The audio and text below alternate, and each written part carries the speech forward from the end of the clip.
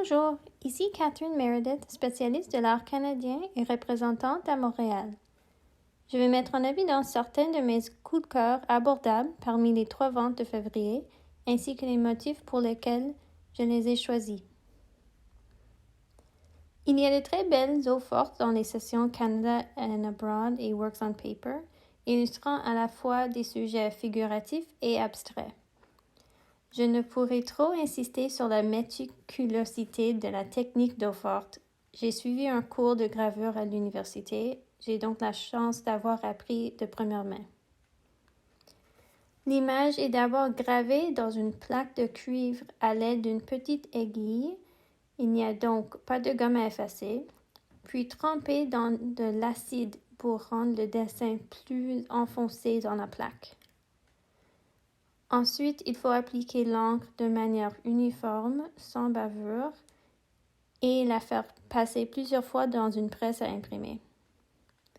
Bien que la catégorie des gravures implique qu'elles soient des multiples d'une image et qu'on suppose parfois qu'elles sont facilement produites en série, cette réputation ne s'applique vraiment pas aux eaux fortes. Souvent, l'édition est petite pour les eaux fortes car elles prennent beaucoup de temps à produire. La photographie historique est une catégorie d'art très intéressante à inclure dans votre collection, car non seulement elle est belle, mais elle constitue aussi un morceau de l'histoire sociale et de l'histoire de la photographie, laquelle a évolué assez régulièrement au XXe siècle, ayant débuté comme un moyen de documentation pour ensuite devenir une forme d'art.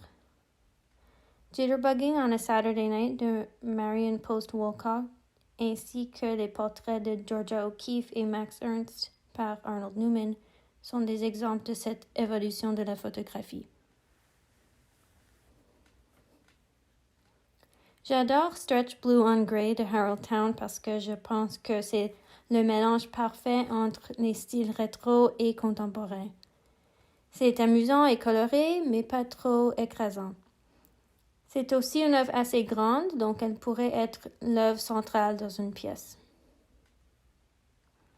Echo, Live in Air est un autre exemple de la technique de gravure et c'est un exemple de la façon dont une impression est un moyen beaucoup plus abordable de posséder le travail d'un artiste. Air est connu pour ses images figuratives et nature morte, quasi abstraites et ambiguës. Et ces versions de peinture se vendent pour bien plus de 50 000. Mais nous avons ici le même sujet et la plaque a quand même été gravée par l'artiste lui-même, estimée à seulement 300 à 400.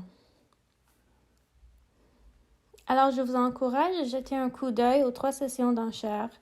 Vous pourriez être surpris de ce qui vous attirera. Cela m'arrive toujours. Il existe une très grande variété d'œuvres d'art en 2 et 3 dimensions, disponibles cette fois-ci dans toutes les gammes de prix. Merci et à la prochaine!